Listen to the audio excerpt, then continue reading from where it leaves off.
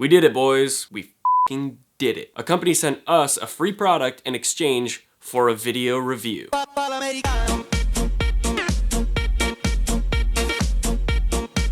Unfortunately for me, they're not paying me to do this review, but fortunately for you, I can say whatever I want, so you can pretty much be sure that I'll be telling the truth. It costs over 250 bucks, so that's kind of a lot to spend to find out that I was just lying about my opinion about this product. Either way, they sent me this product for free, so...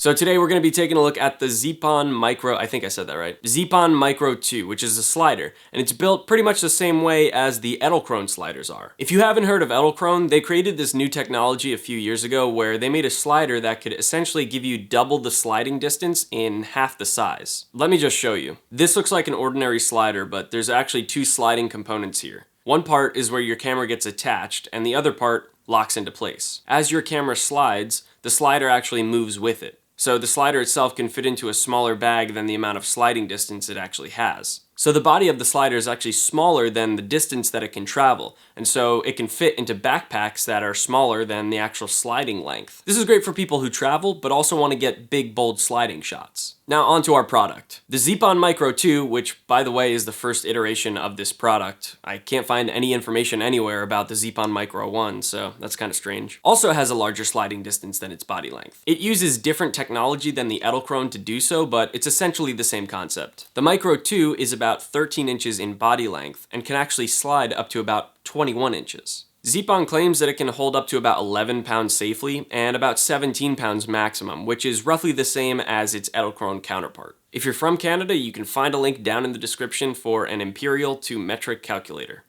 I can't confirm or deny this claim, but I do use this setup with a GH5S, 24-70, 2.8 from Tamron, a Metabone speed booster adapter, and a Manfrotto head. That comes out to about 6 or 7 pounds and it works fine, so I really have no doubt that this thing can hold about 11 pounds and possibly even go up to 15 or 16 pounds. Someone on Amazon actually left a review with a photo of a Blackmagic Pocket 6K fully rigged out on this slider, and it looked like it was holding up pretty well, so I'm assuming the claim of a maximum 17-pound payload is accurate. In the box you'll find the slider, no shit, a carrying case, a small ball head mount, a quick start guide that I threw out, which is somewhat useless, so just keep watching this video to learn how to use this thing, a 1/4-20 to 3/8 adapter, which will allow you to mount tripod heads with different thread sizes, and an Allen key, which I'm still not really sure what this is for. The only holes this Allen key fits into are the screws that mount the stoppers and the rails together, and I'm not really sure why you would ever take those off. Right out of the box, I noticed just how smooth this thing was, and I got some really beautiful buttery shots. And also, as I assumed, I loved the fact that the slider was smaller than the actual sliding distance that I could get out of it. This is obviously going to be great for people who travel and want to have a medium-sized slider in a compact size that's going to fit into their backpack. But something else I really loved this slider for was push-pull shots. Because the rails move with the camera on this slider, it allows you to get a lot more distance on push-pull shots because as you're pulling out or pushing in, that's what she said, the rails are actually getting out of the way for you. On a traditional slider, the rails are locked into place, so they're going to become visible a lot sooner than if the rails are moving back and forth. I really like this feature because it allowed me to do longer slides for things like product or tabletop shots. Now, when I first started using this slider, I noticed that it had a lot more resistance than other sliders I had used in the past. Most sliders will kind of drift left and right if you leave them unmanned, and you can move them pretty easily just by tapping them with your finger. The Micro 2 requires a little bit more effort, and at first I was like, maybe I'm missing something in the instruction manual, so I went onto Zeapon's website and I couldn't really figure out what was going on. After a little bit more digging, I found that this is designed this way, and that's because with more resistance, it's easier to keep a consistent pace. At first I didn't really like this because I was like, well, what if I want to do a faster slide?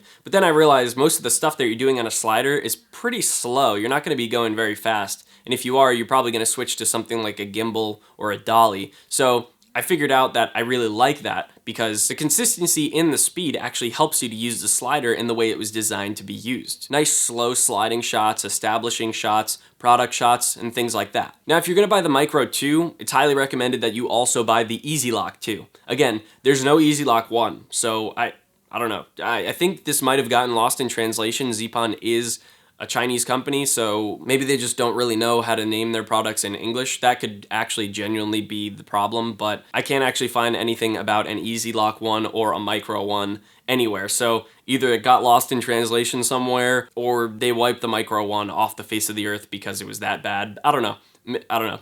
Whatever. Anyway, if you buy the Micro 2 by itself, it costs about $209 on Amazon. And if you buy the Easy Lock 2, that costs about $89. But if you buy them as a bundle, you can get them both for $269. This is about $230 cheaper than the Edelkrone counterpart, the Slider Plus Compact, which I think comes with built-in feet for resting on flat surfaces or on the ground. I wish Zeapon would have just built the feet in instead of charging you $90 extra for the Easy Lock 2. That way you'd be able to use it without having to mount it to a tripod. They could have just soldered it onto the bottom instead of including a quarter 20 that you screw the Easy Lock into, but it's still really cheap compared to the Edelkrone, so whatever. Now on Zeapon's website, I saw this picture of the Easy Lock mounted to the slider, and the way that the feet were positioned were kind of at a 90-degree angle, and so I set my slider up like that, and the thing I found was that it kept tipping over because there's no support directly underneath the slider when the weight gets shifted from one side to the other. I figured out that if you put the legs directly underneath the slider, it works as a support system, and the slider tipping over isn't actually an issue. If you're doing push-pull shots, just mess with the angle of the feet. They're gonna get in the way if they're directly underneath the slider, but if they're too far out, they're not gonna give any support, so just find a way that works for you. The Easy Lock 2 comes with this cool little quick release plate that can be mounted or dismounted on a tripod very easily, but the locking mechanism is a little bit weird and hard to get to, and also it's not a standard quick release mount, so instead of using that, I just mounted an Arca Swiss plate to the bottom of mine, and that works better for me anyways because I use all Arca Swiss mounts. One thing that's kind of annoying is that the quarter 20 to unscrew the Easy Lock from the slider itself is underneath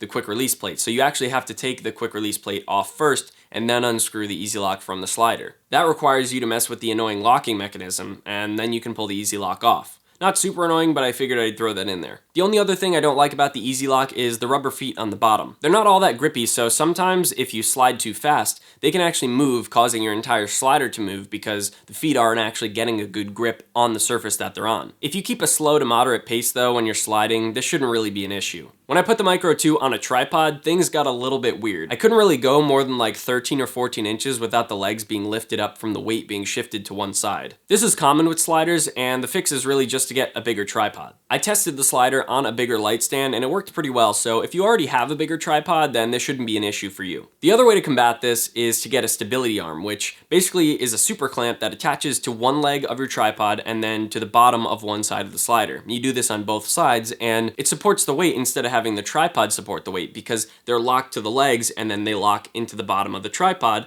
and so it can't really go anywhere because it's supported directly underneath where the weight is getting shifted to.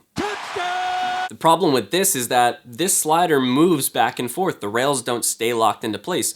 So if you were to put an arm onto the rail, the slider couldn't go anywhere because it's locking the rail into place. This is kind of annoying. On top of that, there's no thread on the bottom of the Easy Lock or the slider itself, so you can't even mount a stability arm to begin with. You either have to get a bigger tripod or hold your tripod down so the weight doesn't shift back and forth, and that's going to prevent you from doing any panning or tilting because one of your hands is dedicated to holding the tripod's weight down. Now, if you have a tripod with a center column, I actually attached a sandbag to the hook on the bottom of the center column, and that held the weight down pretty well. But that's not very practical for travel shooters because they don't want to carry around a 15-pound sandbag all day. Hopefully they can fix this when they come out with the Zeapon Micro 4.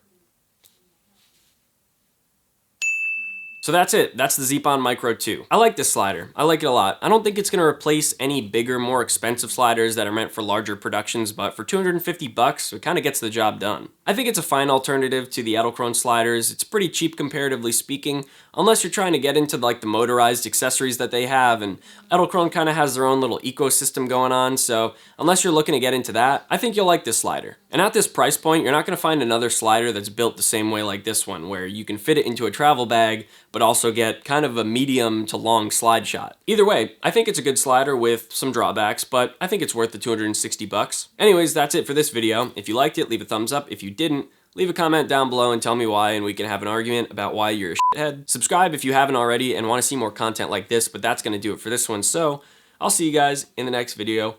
Peace.